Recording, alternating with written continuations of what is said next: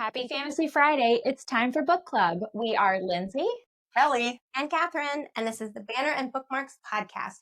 Fair warning, this book club is not kid-friendly as we are discussing adult-themed books and using adult-themed language. there will also be spoilers. If you would like a spoiler-free introduction to the book, go back and listen to episode 1, our world-building episode for this series. But for now, we will be covering all things Quicksilver, and it will definitely be full of spoilers. So pour yourself a drink, come sit on the couch with us, and let's talk about books. Last week, we covered chapters 1 through 5, and this week, we're going to be going over chapters 6 through 9. So let's get into those summaries. Catherine, would you like to start us off with chapter 6? Chapter 6, Everlane.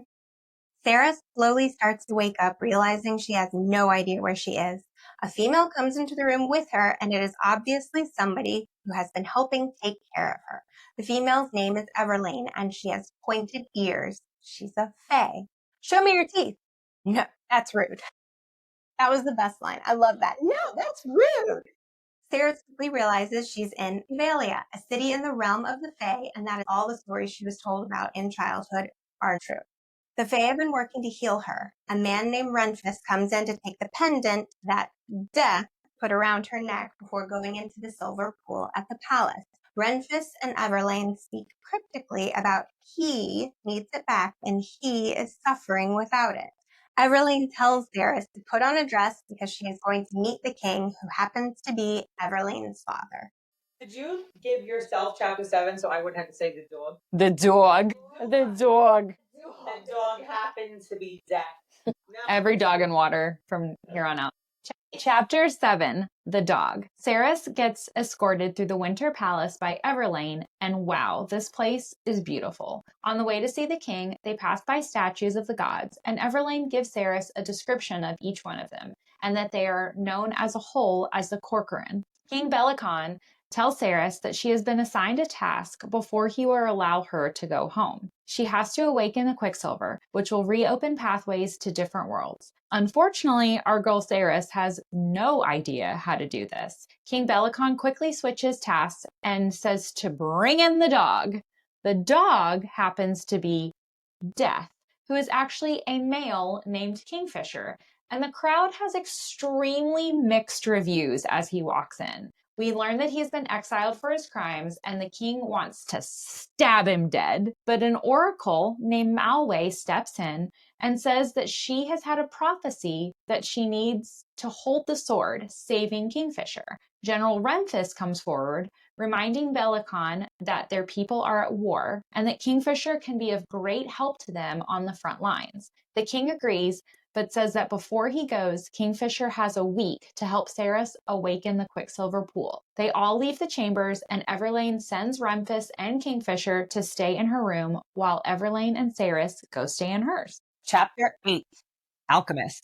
Saris wakes up and it's dark outside. Wait, Avelia only has one sun? And it goes down. How odd. This place is so different.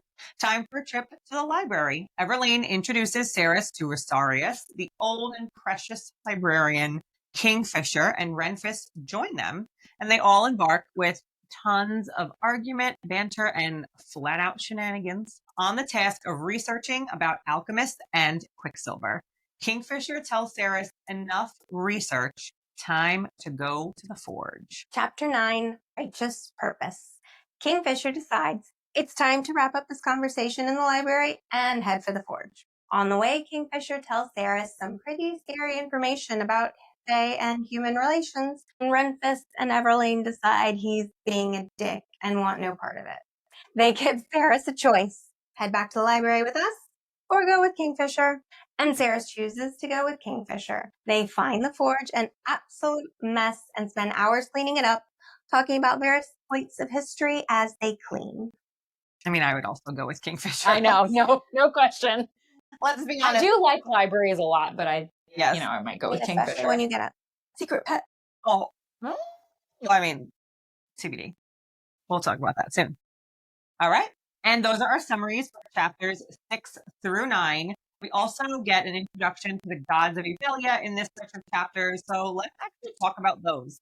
Lindsay, can you give us a description of the gods? Oh, yes, I can. I love when fantasy writers build their own religions within their worlds. I find it absolutely fascinating. So here we go. Everlane and Ceres walk past the statues in the palace, and we see statues of gods, actually multiples of them. She walks past them once, and then we see them walk past another hallway with statues again. So they are very, very, very much present in the palace.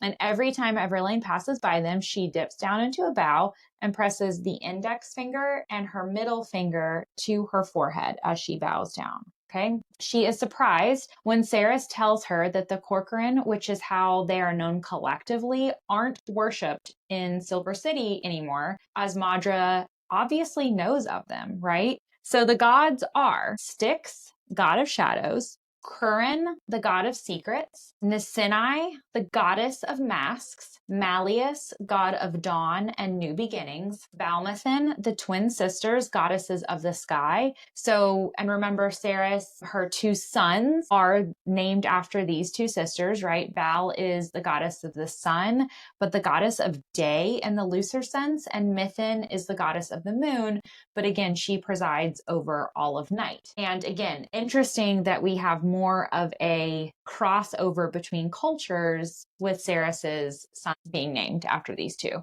And lastly, we have Zareth, who is the god of chaos and change. There is a different type of respect paid to Zareth, though. Everlane tells Ceres that the Fae can be a bit superstitious at times. She says that to look upon his face is to draw focus, and people don't want the attention of the god of chaos and change. Totally makes sense. On the statue of his right boot, there is a patinaed spot, and Everlane tells her that people touch him on the foot there in order to guide away his focus from them. So a little quote here from Everlane. She says, "We pray to each member of the Corcoran that they'll return to Evalia someday. But in secret, a lot of us pray that Zareth gets a little lost on his journey home." Now, I find this quote super interesting since we know at the end that we actually meet Zareth. Hold on to that thought for a minute, okay?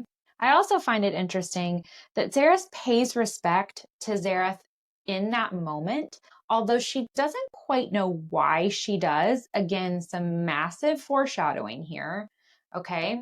And we do know that these gods actually exist in corporeal form as we meet them, a few of them later in the book, and we'll talk about those in more detail when we get there. Now, my thoughts on these, though, is that these are some pretty negative gods. Like, there's a little bit of light in there, but shadows, secrets, masks, dawn and new beginnings. You're probably maybe the only positive ones. The twin sisters, sky and day, I can see it. And then chaos and change. There's a lot of negativities going on in those gods. And we know that the gods have since left this realm. Something has caused the Fae of this realm to no longer be worthy of the certain magic. For instance, the god swords have all gone dormant.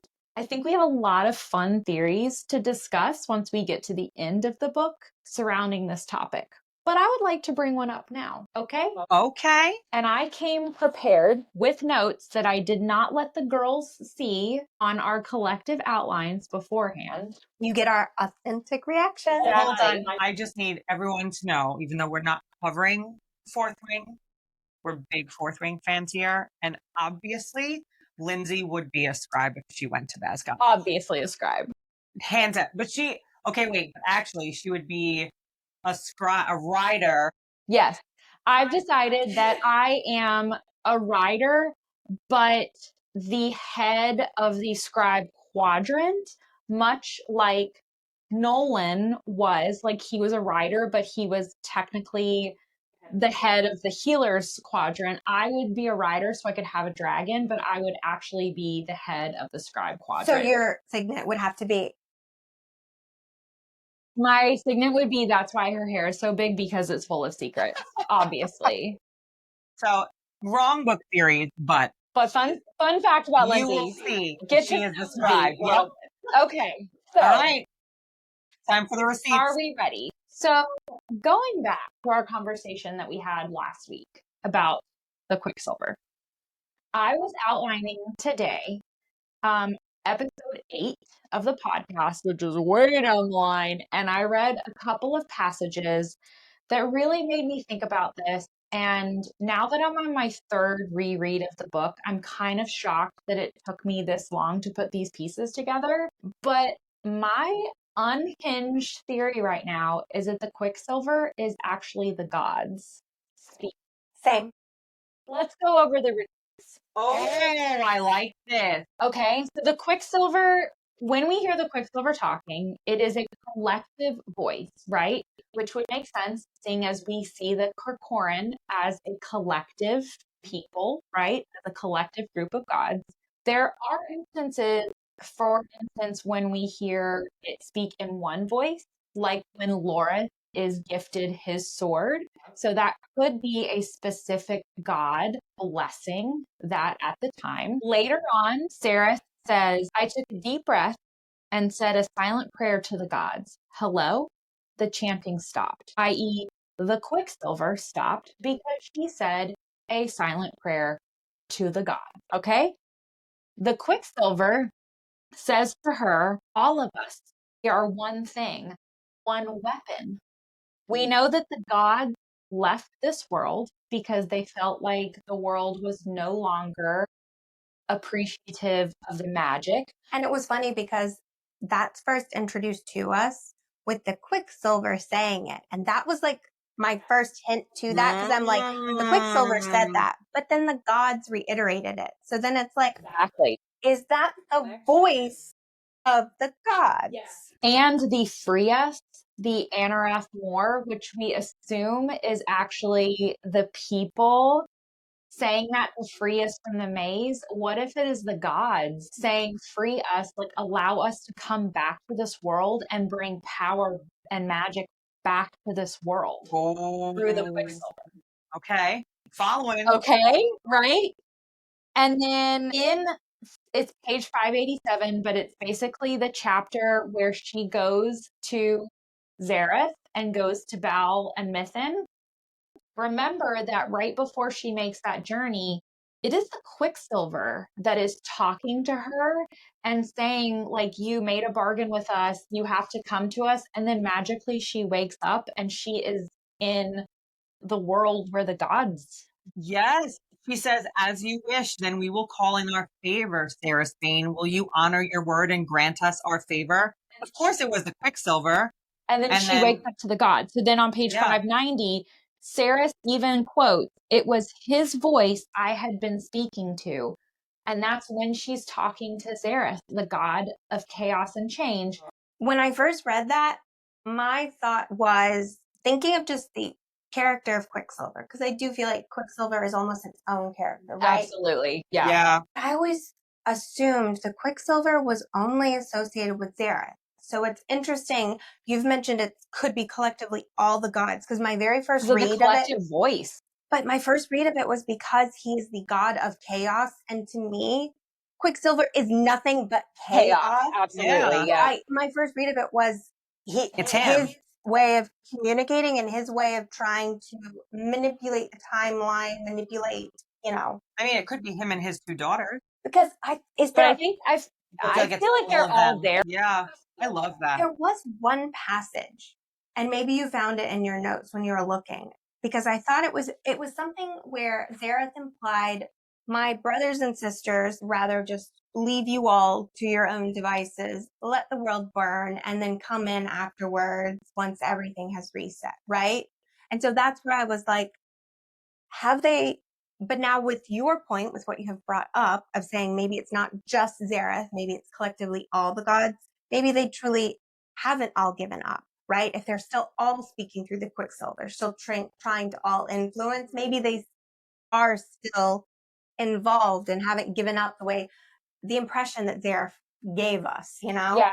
I feel like ultimately they left the world behind because they were really disappointed. And even the Quicksilver says that, like, I think it's in the chapters where Lorith is getting his sword. The Quicksilver says to him, like, that warriors haven't been worthy. And Saris is like, oh no, what are you talking about? There's plenty of warriors that are worthy. And he's like, I say the Quicksilver is like, no, they're all weapons. They're all destructive. And so I think that the Quicksilver is the voice of the gods. The gods have left this world because it has been at war for so long. And now that Saris has awakened the Quicksilver and basically brought this form of magic back to the world. And now we start to see God swords awaken. We see the angel's breath. We see the aurora borealis happen. That's our term for it, of course, but we see the aurora happen. It hasn't happened in 1,000 years, i.e., the same amount of time since the Quicksilver pool has been dead. I think now Saris, as an alchemist, has actually brought back the introduction of the gods into the world. And so in the next few books, my theory is that she's brought them back and we're going to start seeing the gods come back into play. I totally agree about the gods coming back, but I did not follow that. I love that theory that you guys and have. it makes sense what you were saying where you felt it was Kingfisher. Yes, that's what I thought you were going to. Next, because Zareth has obviously employed Kingfisher. Yeah, in they some called way. him the He's father's his champion. Yeah, his champion. So there's definitely a connection between Zareth and the Quicksilver too. And then of course you get the connection between the Quicksilver and Kingfisher, and Zareth is his mate. So it all kind of in a domino sense falls into place. But I think my final theory is that Quicksilver is the Corcoran. I love that. I thought Quicksilver was just Zareth. I like that you've taken it to be them collectively, because that would make a lot more sense with the whole, like when you were reading the audiobook and you hear the multiple. Yeah. You hear It's the multiple voices. Yeah. Which I feel like you don't get if you just read it. You don't, because in my mind, it's the aliens from Toy Story. So one voice. Okay, so sorry. I feel like I got us a little bit off topic there. That's the whole point. This is what we do. Gods in fantasy books, I feel like typically if a religion is created, it plays a very specific, important role. So as I was typing this up, I started really thinking about it, and I had this like massive aha moment putting all this together. Oh, I love it. All right, time to deep dive. Let's start with chapter 6, Everlane. This is when Saris wakes up in Avelia for the first time. So she kind of freaks out. Everlane's taking care of her. She looks at her ears, sees kind of her teeth. She wants to see her teeth. And she's like, hold on, those don't exist. Well, girl, they do. They totally do. Freaks out. She's been sleeping for 10 days. She's been healed by someone. She has a quote where she says, I heard the female voice the most. She spoke to me, talking softly, telling me secrets. She sang to me as well. So sweet. Her voice was soft and sweet and made me miss my mother in a way that caused me to ache inside, lay in the darkness and shivered, wishing that she would fuck off. I love that quote from Sarah.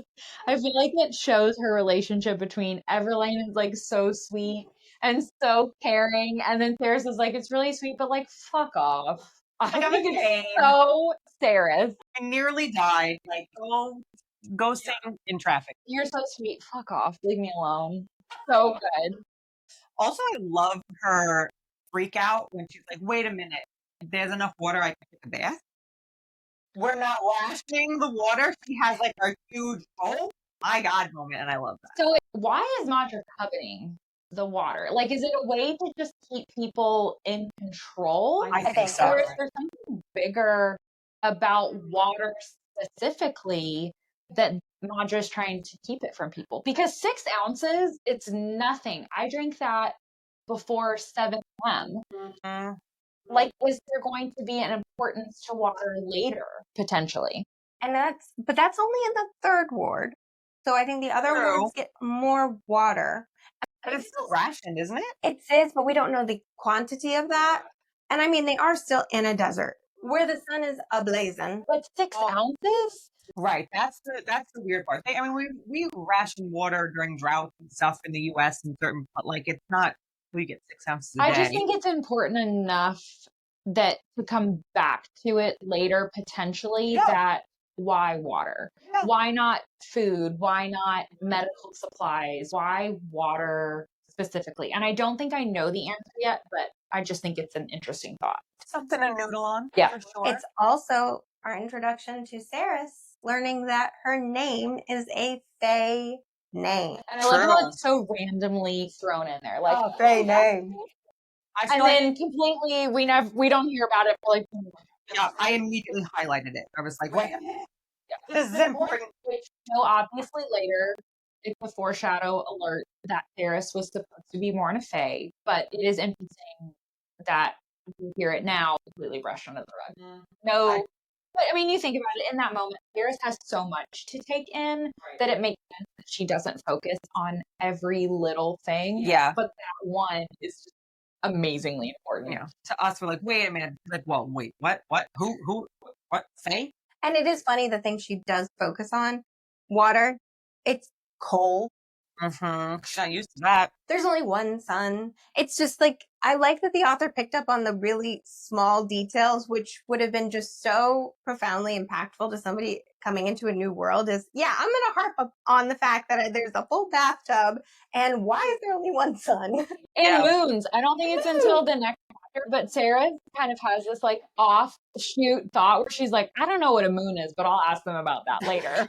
I'm like, oh, girl. That's cute. Especially when Everlane is always like, no. But it is funny, like all of these things that we take for granted that are so easy, such easy commodities, like water, the sun, the moon. Eris is confused about. Like, I think it just shows the true horror that is Zilvarin that she lives in. And she's like a true child almost in this world. Like, imagine teaching this to a child for the first time or someone who's never seen a moon. Like, I think about my toddler about new concepts. I'm like, oh, right, you never it snowed for the first time where we live. And he's 3 and he was like, what? Like, he was like scared of it. It was so cute. And that's what I feel like Eris is this girl. She's like, wait a minute, what do you mean? And that's kind of fun to watch her go through this kind of like rebirth as maybe the person she was meant to be because she was supposed to be Faye. So it's kind of fun to watch her get to kind of live life. Yeah. Then Renfis comes into the picture, and did you guys immediately sense some tension? Yeah, with Everlane? Absolutely. And it's so subtle because they don't really, I would even say throughout all of book 1, there's a caring element, but it never goes beyond that at all. I don't feel. There was nothing ever explicit to be like, we're going to ship this, it's going to happen or something. But from the get-go, there's tension. You're telling me that after 1,800 years it hasn't happened yet? I know. Like, girl. Self-control. I know. Because I don't know if you both know this, but in the audiobook, because I am an immersive reader sometimes, I like to read the physical book and also listen to the audiobook, but also have it in my Kindle. So like Googling, I'm crazy. All the search feature. All the ways. But in the audiobook, Renfis had like a Scottish accent, which makes him sound like so like tough and gruff, and he's just, I love him. I love Renfis. I need you all to hear his voice because it's really great and it's Scottish. We like rely on you to tell us these, because I do feel like these details are important, right? Without knowing that the Quicksilver had multiple voices. Yes, male and female. You can't piece these things together. I mean, that's why I love immersive and it's reading. extremely important to know that Renfis is Scottish. I mean, you need to know. You do need to know. Lorith is not. I was expecting Lorith to be, but he's not. He has more of a neutral accent. U.S. neutral, I guess, but is Kingfisher American? Yes, he is. Not only do we see Renfis caring about Everlane, but we also see him caring about Kingfisher too, although we don't specifically know that it's Kingfisher yet. But you see them talk about how it's only been 10 days. So Ceres has been sleeping and healing for 10 days. And we are assuming that Kingfisher in the background, like Everlane and Renfis know that he's back finally, but they don't know really why or how. But we see Renfis like, oh, he's really struggling. It gets worse. And he goes to Ceres's room basically to take Kingfisher's relic back, which is the necklace that Kingfisher put on Ceres before she went through the Quicksilver pool in the end of the last chapter. Yeah. And we don't know yet in this chapter just how long Kingfisher has been gone, right? We know that they're like, oh, he's back. But when I was reading it, I was like, oh, he went out for a bit. Like, I didn't realize it was going to be over 100 years. So that was shocking too, but we don't realize that yet. They don't know where he's been either this whole time. The only thing they know is that they knew him as infected by the Quicksilver while he was with them. That was because that happened when he was very young. Yes, exactly. So they know that. So they know that's why he needs the relic to basically quiet the voices in his head, the Quicksilver and all that stuff. So that's why they want to give him back that chain so that he can somewhat return to himself. But they don't know where he's been. All of a sudden, which is funny because you don't, as the reader, realize that they're just as shocked to seeing Kingfisher as they are to see a human. Because in their mind, they're like, yeah, so what? Kingfisher's here. Big whoop. We don't know as a reader, he's been gone, as you said, for 110 years. So that's just as big of a surprise to everybody. Yeah. And now we know, after reading the book, that they don't know where he's been because he literally couldn't say it because he was under that curse, that deal with Malcolm. He was oath-bound. So they didn't. Well, he's oath-bound in general and cannot lie. But he has a specific, no, not all. Oh, really? Take an oath-bound because Lorith says that. Oh, not everyone does. Not everyone does. You're right. But Fisher cannot lie. Yes. But he has specifically been basically under Malcolm's thrall, we'll call it, that he cannot tell people that specific truth. Right. Oh, and I just realized that why he would need to do that, because if they can't lie, then if people question him, he would have to tell the truth. But he's like, nope, you ain't gonna be able to tell this truth, my friend. And then we also get the tidbit that apparently, and I think this is more of that foreshadowing that you brought up of she was forced to be born a fae. We later find out she must have some kind of fae blood in her for the simple fact that she is an alchemist. But then another little detail of, oh, you have very dark coloring. That is a sign of highborn royal fae. So just other details that are coming to light as to her parallel journey in this kind of new kingdom that she finds herself in.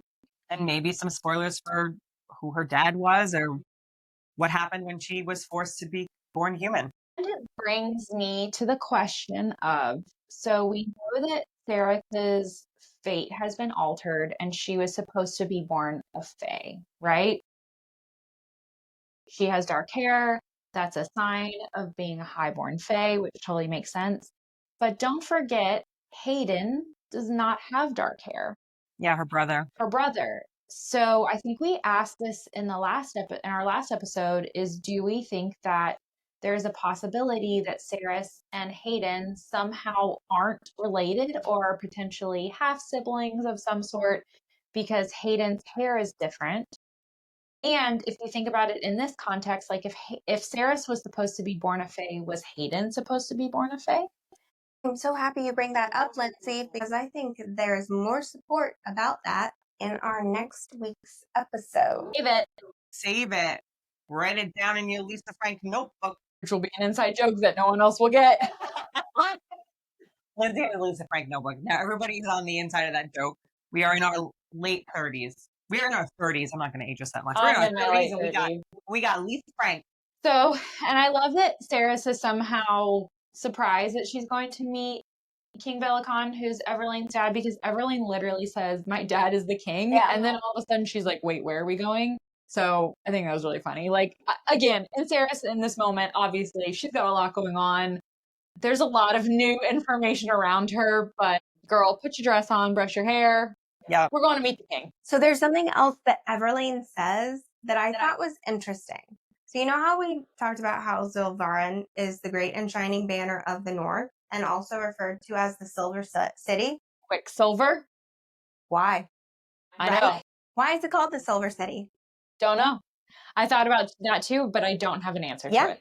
I just think that's very interesting because it's obviously an old name. If Everlane's also referring it to the Silver City, it has. Do you think it was Madra? Was Madra the one that potentially gave it that nickname because she knew the importance of the Quicksilver? That's what I want to know. That's what I want to know. But I just. Or did she go there at first? Is that where she stayed because it was abundant in Quicksilver? Okay, let's go down that rabbit hole then. Why was Madra in Zelvarin? Was she banished there? Was she put there on purpose? She's a human, right? She is confirmed. She is confirmed Human. mortal. But Yeah. confirmed human. Why she doesn't die, we don't know. Was she put there, or was she trapped there Right. potentially when the Quicksilver pool went out of business? I'm just going to ask the question. We know she closed the pool. It's confirmed at the end of the book. We do. So we know she put herself there. It's a mystery. I don't know yet. We'll have to come back to that. We might figure it out as we do this series and reread for the third and second time, but it's a good question. Write it down. So we meet the king. We meet King Bellicon, and he's a peach. That's right? Putting it mildly. Yikes. And go ahead. What are we gonna say? We know that there's one of our favorite creatures in this in this world. I do want to know. So Saris looks up, and there's a giant dragon skull. Say the name. To cry. Callie Hart. Best name ever, because that is just a fun word. So here's my question. Why does Bellicon have it? Because we know that Kingfisher is the one that slayed a Manchacry. We know that Bellicon hates Kingfisher. So is it a trophy? Like, he does not claim Kingfisher as his son or his family, so why would he keep the dragon that Kingfisher slayed? I think he took credit for it. I think Kingfisher's Lupo Prelia and his peeps know it was Kingfisher, and the people who were there at that battle know, but I wouldn't put it past King Bellicon to be like, oh, I'm a king, I did this. Yeah, I definitely think there's a claiming of credit there. Well, that is interesting. Do you know something about the geography of where he slayed the dragon? It's in the lands of Idalia, and he is the king of it. By simple right, he could claim it. But I think oddly, he's claiming Kingfisher in a way by claiming his glory, maybe. Yeah. But like, he's so against him as a stepson that I just think that it's a really odd thought. That's a good point. The dragon literally calls him the dog. The dog name of the chapter. The dog. And the way he talks to him, the way he's literally tied him up while they're meeting in the throne room. So, I mean, there is no love lost between him and his... And Everlane, like, they can't even say it out loud that they're siblings, because I get the idea that Bellicon doesn't want that even whispered, because he doesn't want it's like everyone knows it, but they don't talk about it. You don't talk about it. You don't talk about it. And I mean, I guess after 1,000 years, it's really easy for things to probably like slip from people's memories. Right. So I think in his mind, if he just doesn't discuss it, then people don't talk about it. It doesn't exist. Although I don't think he's doing a very good job. No. I think everybody knows everybody who Kingfisher is, which is interesting because when he brings Kingfisher into the room, you get very mixed reviews. Like there's people that say like really bad, awful things about him. They call him the living curse, the Bane, a Black Knight. And then you also hear he lives, he's returned, mercy. And then you hear kill him, banish him, protector. So there's definitely some mixed thoughts from the people about Kingfisher's role in all of this. Yeah. So Lindsay, I want your thoughts on this supposed Melway prophecy, because the introduction to this is basically, as you said, they're shouting all of these things. Bellicon wants to just kill Kingfisher. He does not care for his stepson. He wants to end it right here and there. Everlane, obviously, her half-brother, she loves him, does not want him to die. And she turns to Melway, who is an oracle, who's sitting up on that throne near Bellicon and basically saying, do something, do something. But it's Everlane's prompting, so then she has this prophecy. Yeah, it's so suspicious to me. Like, we do know that oracles are real in the world because Kingfisher's mother was an actual oracle. So we do, and she predicted Saris is coming. So we know that that is true. And probably she didn't fake the glowing eyes when she was supposedly doing this weirdo prophecy. So, but maybe. Yeah. And obviously, like, I'm sure that Melway is part of this council because she is a legitimate oracle. I don't doubt that. But this prophecy in particular seems really suspicious to me. Like, it's basically, like you said, Everlyn looks Came out over of and is nowhere. like, Help Malway, me. help him. And she's like, wait, we can't kill him. I got I a need to hold the prophecy. sword. I've got a prophecy. We're assuming that she is Fae, correct? So if Fae can't Well, they have to lie. be Fae. Not all Fae. Not all She Fae. might not Oh. be. Yeah, she might. And I got the impression that most of that, like, truth blood oath. So basically, Faye can choose to take this oath, and it basically just is something on your character. But maybe oracles are held to a different standard. But like she said, not every Faye has to take this oath. But Weird. okay, think about this. Let's talk about the sword for a second, because I feel like this is an important part of it. King Bellicon has Solace in his hand, which is the sword that Sarah pulls from the Quicksilver pool. Holding it with a glove, not touching Exactly. it directly. He's not touching it. He cannot touch it. But Malway says in her prophecy that she needs to touch the sword, which is basically what stops Bellicon from using the sword on Kingfisher. She's like, my prophecy says that I need to hold it. So she holds it, and a river of blood, bright blue, spilled down the steel. Excuse me, ma'am, why is your blood blue? Never brought up again. Never. So Okay. weird, right? It's a weird. very odd call out.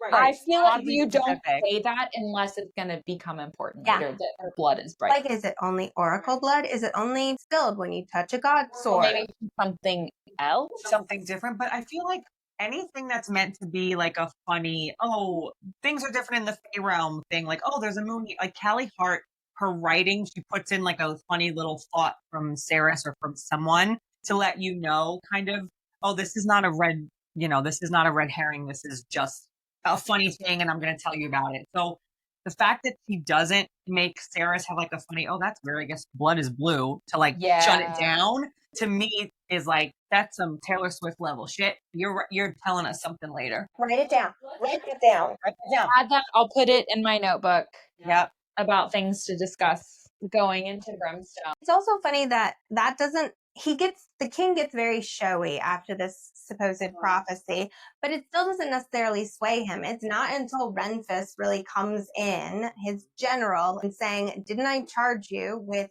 winning a war from me? And he's basically like, yes. And if you want me to win that war, It's going to fit. I need this I guy. need Kingfisher. I want to do that. And the Oracle is the one that prompts Bellicon to return Kingfisher's pendant to him, which is the relic that will quiet the Quicksilver in his mind and make him less like the ravaging dog that he is being depicted as at the moment, because the Quicksilver is literally causing him to go insane. He comes back and he just, in his cute little Scottish accent, is like, I came for him.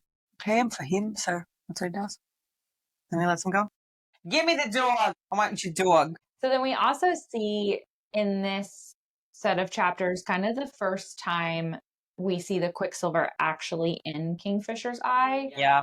And I think the color call out is also potentially important here of his eyes. She says eyes were not that color. I'd never seen that shade of green before, a jade so bright and vibrant that it didn't look real. I'd noticed the filaments of silver threaded through his right iris back in Madra's Hall of Mirrors, but I'd imagined them being so close to death and all. The silver shone there, though definitely real, forming a reflective metallic corona around the black well of his pupil. The sight of it made me feel strange and off balance. So the reason I bring up the importance of color here is because later, when Saris gets her mated tattoos, we do get the call out that one of the tattoos isn't black, it's green. Oh, I didn't pick that Yeah. up. And I always thought, why is that one specific green? Yeah. But as we keep seeing the mention of Kingfisher's eyes, They talk about it a They do lot. that color. how his eyes are green, I feel like that's the connection. I don't know for sure. And it's but only I think in one eye. Both eyes are green, but the the Quicksilver's only in Quicksilver's one eye. only Only in the his right one. right eye. But if you think about the importance of the mating bond down the road and her mating tattoos down the road, I feel like the importance of the call out of green is really big here. And then once he's got the chain around his neck and he's kind of coming back to himself, he's like, hey, Lane, did you miss me? been gone 110 years. So that's the first time we're kind of like, oh, so It's they been a while. haven't seen each other in a while. So this tension kind of makes sense now. It's not just in our minds that, oh, we're in a Fey world, things are weird. It's no, things are weird.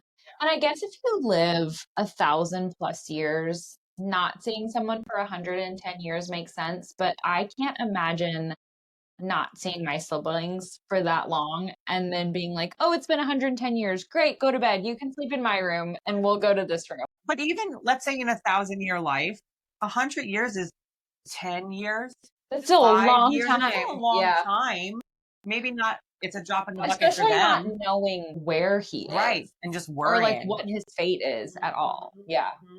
And then I do want to point out that Bella Khan just gives them a week, right, to figure out what's going to happen, that Kingfisher can go back with Renfist in a week, and he needs to kind of deal with stuff and deal with the girl first.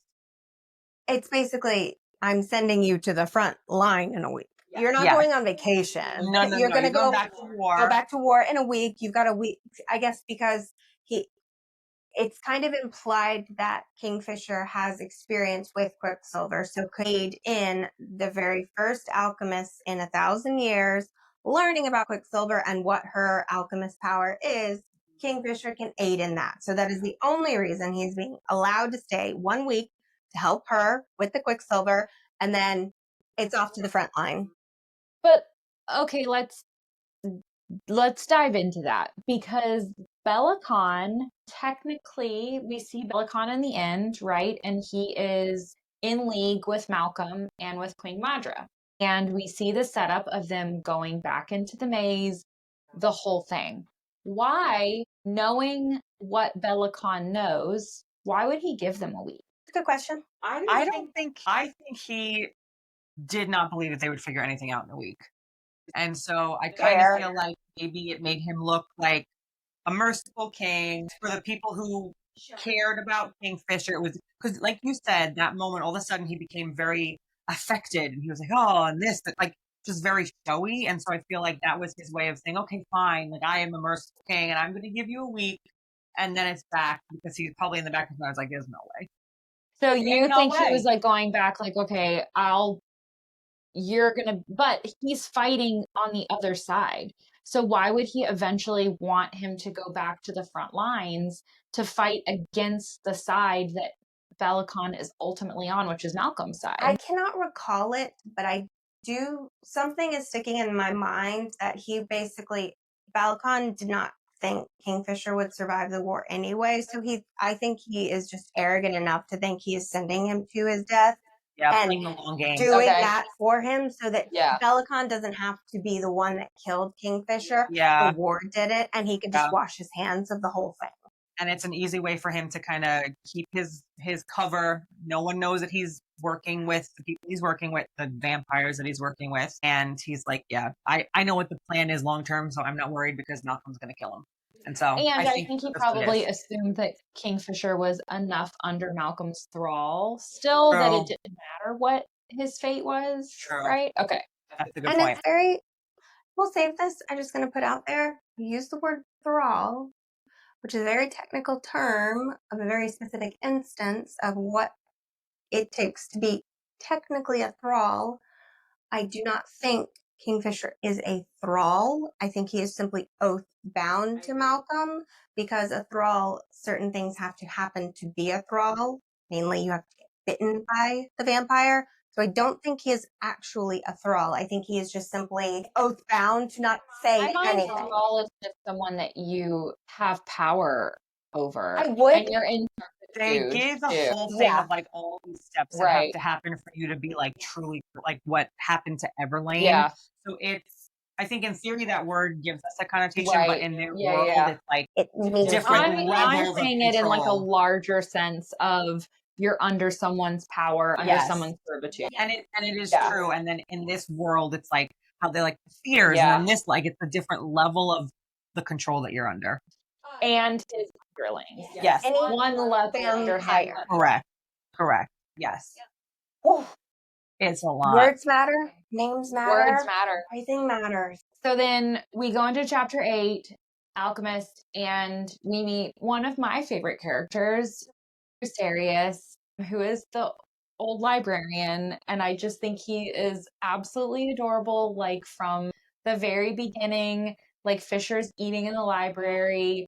And the scene where Sirius is like, I eat in the library. It's old crackers and I eat them out the window so crumbs don't get on the books. It's just so cute of him so much. I think he's the perfect little peaceful comedic. There's no not depth to his character, but we go through so much depth in all of these little words and sayings throughout the book. And I think Ruceris is just not that at all. I think he's just like a little refreshment. Yeah, he's a little bit of Of a joy character. during Yeah. war. But Exactly. we also get a little bit introduction to Sarah's background because she does mention the fact that her mother at some point worked in a library back in the Third Ward, and via her mother, Sarah got access to tomes. So she's not completely uneducated, right? So we know that she spent time reading up on glassmaking, but that's also where she read up on anything related to metalwork. It seemed to be from the beginning a calling and something she was really, really interested in. So I think that was nice of the author to basically say, like, look, Sarah is not just uneducated simply just because she came from the third. So she's got more depth to her. So her undertaking this research and discovering what is an alchemist, because she's literally like, I don't know what that word means. And what You're is saying I am this. yeah, Right. what is the Quicksilver it's not a far reach. She is an inquisitive type of person. She likes a library, so it fits with her character. And we learn more about the swords and the god swords, right? Kingfisher's sword is named Nimarel, and it is Alchemarian. We don't really know much more beyond what that means, but we know that it is obviously important. We're assuming Alchemarian made by an alchemist, a god sword. And it's the only one that has a little bit of power left. All of the other god swords are inactive. For instance, Danya's sword, right? It was a god sword at one point, but it is now inactive until things happen later, of course. And then we hear it is discussed that Madra used Solace, which is the Kingfisher's father's sword. One that was Interesting that Quicksilver. Finran had a god sword. Right. So he was deemed worthy at some Yes. point. That was Solace, though. It was Mhm, that was Solace to Solace. seal the pathways between the worlds. And So wait, did Solace seal the pathway? Who sealed the pathway? Solace is the sword that was used to And seal did the path. Fenrir seal the pathway? Or do we not know? Not who the there person- yet. We Madra know did. Madra did, but as of this point, She couldn't have touched it. you can hold a glove and touch it. Remember? yeah, because Right. remember Bellicon. You're right. I actually did go back and look at that because I do remember reading. I was like, Bellicon's touching the sword, and then the author made a point of saying gloved hand. But we also that brings up a good point because then he's like, she touched the sword. Like everybody we're finally Sarah's. finally realizing, oh, it's a big deal that she was literally Yes. able to physically touch the sword, and they're quick to basically say, oh, she's an alchemist. Write it down. Moving on. Let's discover alchemists. And I found it so weird that Everlane was like, no, shh. We don't know what she is. Don't go there yet. And it's like, well, we got Yeah, one she of was the like afraid yeah, for it. it was very strange reaction. And so like Everlane got like oddly hesitant for a bit. And I thought it was strange. Yeah. I think it's really important to mention that in this chapter, there is the first mention, and it's like very casual, and Kingfisher casually mentions a rumor, not to mention the fact that there are still rumors floating around that the Dianthus heir is in Zilvarin somewhere. And when you're reading it, you're like, wait a minute, was that Ferris? Yes. But we know that is Arian because he reveals himself at the end of the book, but love that we're getting those little tidbits in the beginning of the book. That wasn't the one. That one flew by my head. I immediately thought that was Sarah's. That was not the one that triggered me yet. You're supposed to think that it's Sarah. We got more chapters to go before I was like, yeah. And then we see Everlane and Kingfisher, and it's kind of revealed I think Saris is talking about her feelings for Hayden, her brother, and she says, "Do you have a brother, Everlane?" And she goes, "Yeah, I do. Do you love him?" "Of course." So there's this really odd moment where Everlane admits that she has a sibling. We, of course, don't find out until maybe a chapter or so later that it is, in fact, Kingfisher. So it goes back to that idea that they just don't talk about how Kingfisher is King Belacon's stepson. So interesting. And I do like that chapter though, because I like, or that statement in the chapter where he's almost admiring Saris, because he's like, humans don't often show characteristics that I find admirable. And there's loyalty in this one because she's stating outright, I need to get home to Hayden. My brother means everything, and I'm going to do everything in my power to get back to him. And I just kind of like that Kingfisher, for the fact that he gives her like no respect at the beginning, he did call out and give her respect for that one. Still there. Yeah. He's like not ready to admit to it, but he still sees her redeeming qualities in there, right? No, I was to say, like, and then you see that Kingfisher has a ring in addition to his pendant necklace, and the assumption is that the ring is also a relic. I think it was a really easy lie that he told Everlane. Really more of an assumption. She assumed that it was a relic that kept him safe. But in reality, he once again went through the Quicksilver without any protection at all. He gave that protection to Saris and probably took more Quicksilver in, making him even more in pain. Yep. There is a quote at the end of this chapter that I think is important to talk about, because I think it just like builds up the power that Saris has and just like more of who she is and who she's going to become in the book. So she says, all the times I'd made Elroy's tools hum, that spinning blade on my dead mother's dining table, the guardian's gauntlet when I slammed it down on top of the wall, how its vibrations had made the grains of quartz in the sand dance, how I turned Harren's dagger into a river of molten silver and steel. So she's seeing it. She's finally piecing it together. Exactly. And then they head over to the forge. Go to the forge. Let's do it. But first, I do think it is important to mention the fact that, like, they keep telling her, your brother Hayden is probably dead. Your brother Hayden is probably dead. And I feel like Kingfisher gives her a little bit of a lifeline, because he's like, no, Madra's not going to kill your brother. He's going to conscript him. Because he's saying, like, if the Quicksilver pools are open, right, that means a massive Fae army can come through. Yeah. And Saris mentioned, she's like, well, Madra doesn't keep a massive army, right? Because the desert usually protects her, especially if the pools are closed. So in their mind, Madra would be fearing the Fae coming through. I don't know, obviously, all the details of who Madra is working with and all these other plots going on, but it kind of gives her a little bit of hope of, okay, well then she's not going to kill an entire ward when that can be bodies in her army. So your brother is probably not dead.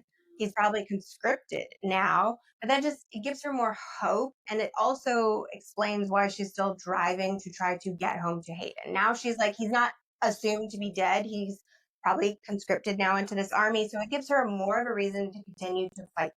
In my mind, it takes her hope away. Really? It gives her less hope, because being conscripted in the army means that he like isn't in control of his own freedom anymore. Like, she imagines this really free, wonderful life for Hayden. Yeah. So when I read that Kingfisher was actually taking away her positivity towards the life that she was leaving.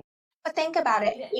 I feel like it gave her something to be like, okay, at least if he's conscripted, he's alive, and I can get him away from See, that's so funny. I'm usually the like positive one. Yeah. Everything's full of rainbows and happiness. And in that moment, I felt like Kingfisher was taking away her positivity, being like, oh, he has nothing left. There's no life for him. He's conscripted in the army. Right. He's war. We're done. That's a funny take. Because otherwise, if he is dead, she's not going to try to go home. Right. She's not going to try to learn about the Quicksilver. Like, she doesn't have anything to fight for. Right. Interesting. All right. Let's get into chapter 9. So this is a chapter where Saris, Kingfisher, Renfis, and Everlane finally leave the library and they head towards the forge for the first time. I do think that this is kind of the chapter where Kingfisher starts kind of just giving her little tidbits about the Fae in general. Like, he explains why we have these canines. He does it in a way that is a little bit to intimidate and insult her. Is basically like, we had this blood curse. We don't know how the curse happened, how it came about. We know it was fangs and drinking blood of humans. And he goes into graphic detail about how we would suck millions of you dry and all of this stuff. But he's like giving just small tidbits as to what are the Fae, their world, and everything like that. And I think a lot of these descriptions are going back to what I was saying about like her fate with Hayden. I think a lot of these details in there for me were him just basically trying to scare her off and take away all of her happiness away. Like, I think he was literally trying to scare her off, maybe not intentionally, but in the sense that he just did not want to connect himself and was so scared of their connection that he was trying to like slough her off. Right? Yeah. So he also calls her his little pet name for the first time, O'Shaylith, or Osha for short. We don't know what it means yet. Well, we know it's a butterfly. We do know it's a butterfly, and he kind of tells her it's a butterfly that lives for a day and then just like dies. And so it's like kind of like you puny human. Right. I mean, you're weak. It's like you live for a day and then they great. But we find out later that it has more meaning. But for now, exactly. In all of Fisher's negativity, you're nothing. Exactly. And I do want to read this quote because, as Catherine said, he gives a lot of detail about kind of all the information that she wants Everlane to tell her. And Everlane's like, later, it's not important. And Kingfisher like freely gives her not deep information, but enough, I think, to get her going. So he says, all right, Ophelis, Lane isn't going to let this go until you've been given the cliff notes. So listen close. I'm about to furnish you with the only information you really need to know. You have the distinct pleasure of being the only living human in all of Avelia, which is important because people notice that she's human and it's a big deal. You are not safe here. Yes. He bared his teeth, flashing long, sharp canines that lengthened right before my eyes. There was a time when this place teemed with your kind. Our ancestors were cursed millennia ago, and as a result, we ended up with these, he said, gesturing to his canines. We used them to drink your kind dry. We drained you by the millions before the blood curse was lifted. This was long before our time, of course, but the Fey line still bears the marks of its past. We might not need blood to maintain our immortality anymore. I'm having a moment, so I'll get back to this. But by God, we still have the tea, our dirty little secret, our awful, horrible shame. I'm having a moment. Tell us. Because he says we might not need blood to maintain our immortality anymore. But what if Madra needs blood to maintain her immortality? She's in league with Malcolm. But she's not A Fae. vampire. She's not. Well, we also don't know how she's 1,000 Right, and they say that. They're like, nobody knows why Madra. Is Fae blood or something about the blood of the Fae or the vampires keeping her alive? And you have this moment in the chapter of blood is everything. Yes, she does say blood is everything. I'm going to add it to the notebook. Write it down. Write it down. Because it is a big question in this book that we never get the answer to, is how is Madra still alive? I think we get that in book 3. Yes. 3 Not is even 2. Not even 2. Okay. I'm going to go with 2. Just to be contrary. Right there. 7? There's 5 books. Well, Callie, I would happily read 7. Callie, text us. Let us know. Text 718. No. So we also, of course, get the confirmed moment where we find out that Everling and Kingfisher are half siblings. We don't know the complete family history yet, but we do find out that they are half siblings. Everlane says, "You're my brother, though sometimes I wish you weren't." Kingfisher jerked back as if she'd struck him. Even Renfist took a step back. I get the feeling that he was checking to see if anyone might have heard Everlane's little outburst. "Careful, little sister," Kingfisher rumbled. "We don't want to spill all of our secrets in one go now." And then I love Sarah says, well, it seemed even the immortal Fae were still susceptible to family drama. I love it. So again, we don't know quite yet how they're related or what the relationship or what the story is, but we learn that they are siblings here. Yeah. And I do think it's interesting too that Renfis also has such a strong reaction to that statement. Right? Fisher and Everlane, the siblings, but even Renfis, who's been around them for thousands of years, is like, oh, you should have said that, Lane. And then right after they have this little interaction is when they bring up what an Oshalith is. And I want to read the quote because I would like for us to come back to it because later in the book, as we know, Kingfisher finally reveals the deeper meaning of why he calls her little Osha. And so what he tells her in the beginning and what she believes it means to him is an Oshalith is a type of butterfly, Osha for short. They hatch, live, and die all in one day. The cold kills them very fast.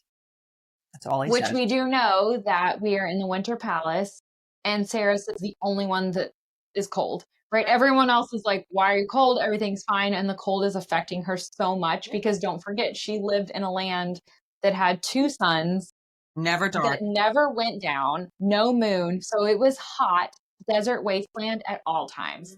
So again, like Kingfisher in this moment is being, it's such a dig. He's being so negative and giving her absolutely nothing to live for. But it's funny because he, at the same time, he's like giving her these digs. He's saying, ask me interesting questions. So he's also kind of like prompting her. I mean, obviously, Like taunting her, kind of. Prompting Like, and be taunting. interesting, human. Which was already like, I was like, oh, Yeah, because they go to hot. the forge. It's an absolute mess. And they spend hours like with all of this work trying to get it. They like go back and forth a little bit. Like we get information about what the Quicksilver pools do. We get a little bit of information about Fisher's past, about his relic. You know, she asked about alchemists, like lots of little nuggets of information. And then Renfis basically comes back and was like, Fisher, why didn't you just use your magic to clean? But we did learn some interesting information. We know that the Quicksilver is used to travel between realms. We learned that. And so she made the connection that the Quicksilver would have been in Heron's dagger. That was the first time she recognized. That's why she could control herself. it, right? Yeah. Yes. He mentions that it's volatile. It cannot come into contact with direct skin, right? So we understand that it is a substance that she can control, but it is also extremely dangerous substance. And that's why Heron went crazy because the Quicksilver literally was touching his skin. And then we also learned that he has inherited this pendant, this relic from his mother, and how he went insane and got this Quicksilver in his eye when he was at some point forced to travel in the Quicksilver without a relic. I got the implication that it was Belcon making him do that as some kind of like punishment test threat or something. We don't know for sure. It's not even confirmed, but that was my read of it. And he's basically like, you know, healers drew as much of the Quicksilver out of me as possible. It's left in my eye. It's making me crazy. I wear this thing to stay as sane as possible.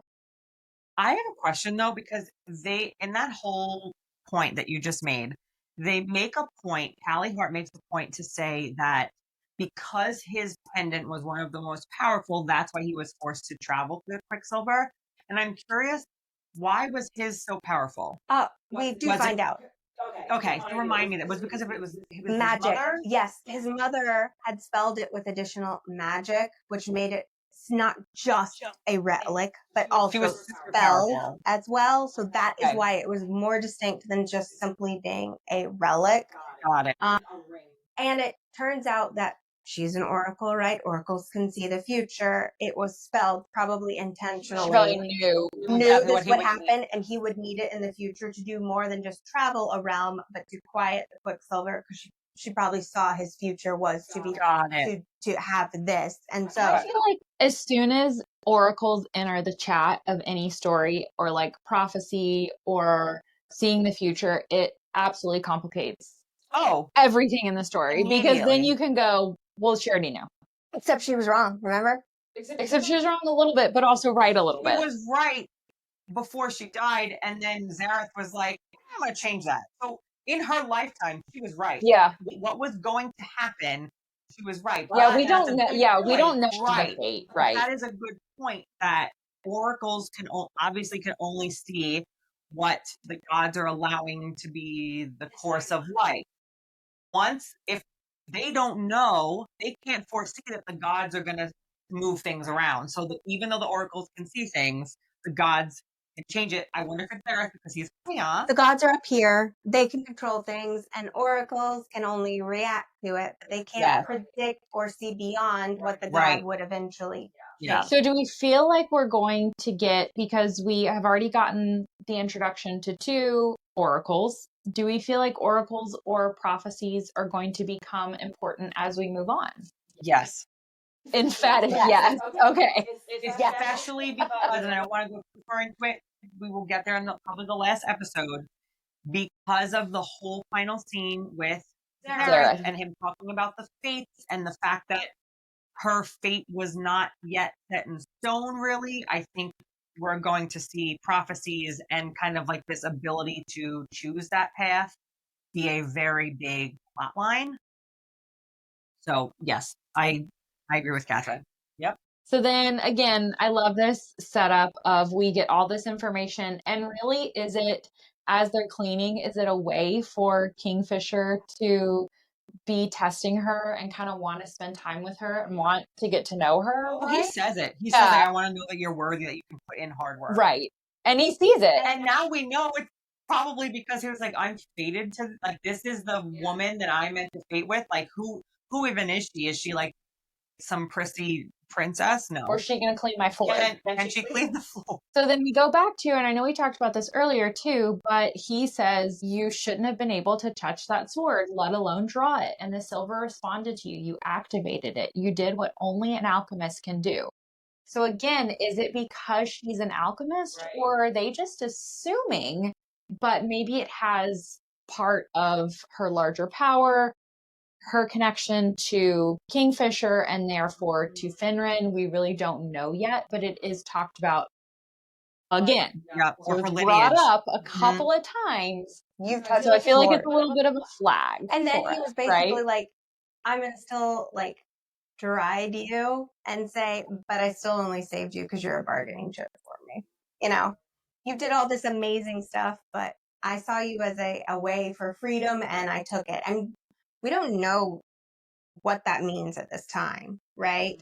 We don't know where he's been, how the pool, when she activated that pool in Zilvara, and all the pools everywhere, all Quicksilver pools open. And so that was how he was able to escape the maze. We don't know any of that at this time. And he's basically like, I saw you as a bargaining chip. I rescued you. I brought you back here. And that's it. So he's like continuing to still put her down. Yep, right. Yeah, I do also think that it's really important in this stretch of chapters to talk about why the Quicksilver pools are important to begin with, because they need them for the war effort, right? Like they cannot get, and that part of the reason why this war has been going on for so long is because the Quicksilver pools are not activated, and therefore they cannot bring supplies to and from the front. Again, we learn later on that Bellicon has purposefully been interfering with getting supplies to the front because he wants the other side to win. But from Kingfisher's perspective, that's why part of this whole thing is like, we need the Quicksilver activated. It's the whole story is we have to win this war, and we are running out of time, basically. And then we see for the first time Kingfisher's Shadow Daddy power, right? So Ren just comes back, is like, excuse me, why have you been cleaning for hours? You could have just used your magic. And what does Kingfisher do? Kingfisher sighed. The chill in the air grew to icy degrees as shadows leaped up from the walls, conjured out of nowhere. They spilled like wet paint across the floor, darting up the legs of the workbench, blossoming in the air until everything went black. Everything. The forge itself became a pit of ink. It felt as though the shadows slipped down my throat and into my lungs when I drew in a gasp. It was true dark. Even deep in the underground tunnels that formed a network below the Silver City, the darkness wasn't this absolute. The darkness snapped back like a rubber band. What was left of the day's light flooded back into the forge, and the forge was immaculate. I am obsessed. Shadow Daddy, here we come. The imagery Wow. of the shadows And then it slipping down affected her her, throat. not even her surroundings, but affected her so deeply. It was like an And image of like, not I'm only you. did he use his shadows and make it dark, but the magic that he performed under that darkness is incredible. So cool. Faye. So cool. Well, that is a wrap on chapters 6 through 9 of Quicksilver. Thank you so much for joining us at Book Club this week. Next week, we'll be covering chapters 10 through 14. So be sure to check out the next Fantasy Friday drop. Happy reading. Bye. Bye.